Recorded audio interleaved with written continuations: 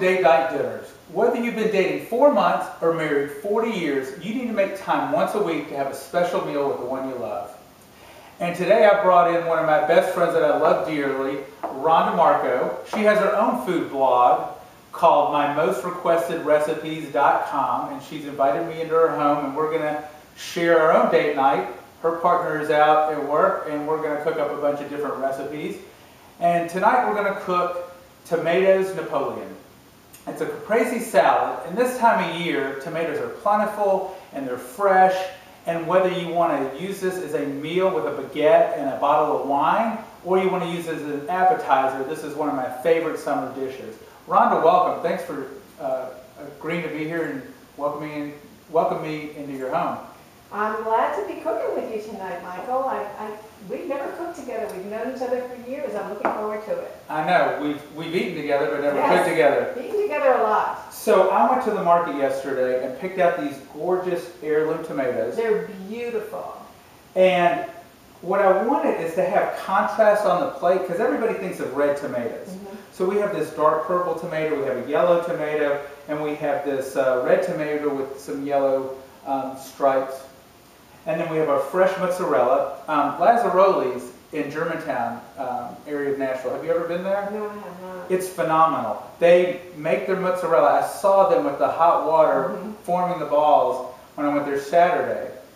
And so I wanted to get some fresh mozzarella. We got some basil out of your garden, which is the official weed of Italy.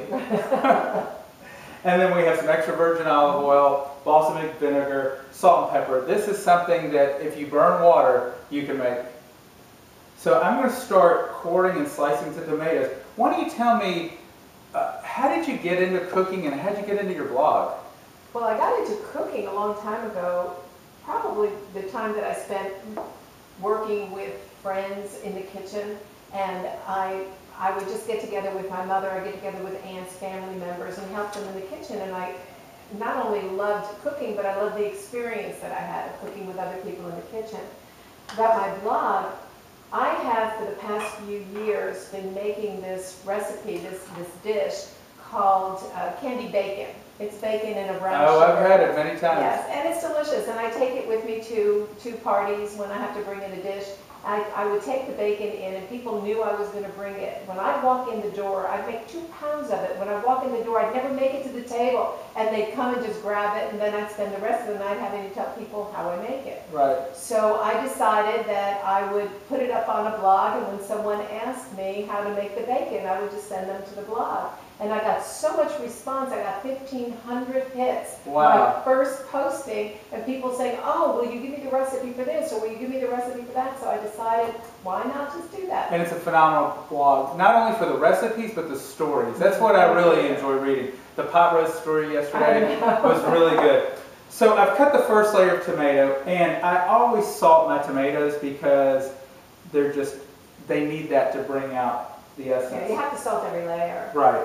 And then I love fresh, cracked black pepper. The coarser, the better. And then what I'm going to do is I'm going to cut the buffalo mozzarella. Here, why don't we try some of this? Oh, I love it. Here. Thank you. Let's see what this tastes like. It's soft. Sorry we don't have taste division. And then before I put my basil leaf on, I'm just going to put just a little balsamic to soak into the tomato. Put the basil leaf, and then we'll work on the second layer. And this is something really, it's so simple to look, half of eating is what you see on the plate. You eat with your eyes before you eat with your mouth. Absolutely. And what I like to do, if I'm serving my guests, I take the top, and I can make a little side salad for myself, but I don't want my guests to have an imperfect piece of tomato. Oh, I didn't know that's what you're supposed to do. I usually eat it before I get to So now I'm going to salt this. Beautiful. I'm going to go ahead and add a little bit of balsamic there. Beautiful. Slice of this. Another leaf. And we're just layering Now I see why you call it a Napoleon. It looks like a Napoleon. And I don't know where the word Napoleon came from. I just know it means stacked. Anything I've ever seen Napoleon is stacked. There's a place in Paris. I was born in Paris, and years ago I went back and just played tourist. Well, I didn't play tourist. I played local. I just walked the streets of Paris. And I went to this place called Fauchon and got a Napoleon there and just walked through the streets of Paris eating my Napoleon. It was just phenomenal. I think Paris gets a bad rap. So many people think that they don't like Americans, and it kept me away. And then 2 years ago, we went to visit Paris, and it was the best vacation I ever had. And they like Americans. I don't know what people say. Put the salt a bit, and then let's put one more. You can't have enough. That looks delicious. And then what I'm going to do is I'm just going to drizzle some extra virgin olive oil down the tower. Oh, wow, that's beautiful. Now, if you want to enhance this dish, there's a couple of things you could do. I love Kalamata olives. The saltiness of the olives really goes well with tomatoes.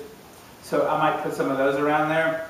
Another thing you could do is you can do a basil-infused olive oil and put a pool around the outside, and then take your balsamic vinegar and reduce it down so it's almost like maple syrup, a thick syrup. So there's a lot of twists and turns, but if you look at this, I mean, this looks like we went to one of the nicest restaurants in Nashville, and you're talking, you know, a couple of dollars worth of tomatoes, a little mozzarella. That's an appetizer you would pay $12 for at a restaurant. Easy, easy. Well, anyway, you can go to my blog, datenightdinners.net, to get this recipe and others. And remember, whether you've been dating 4 months or married 40 years, make time once a week to have a meal with the one you love.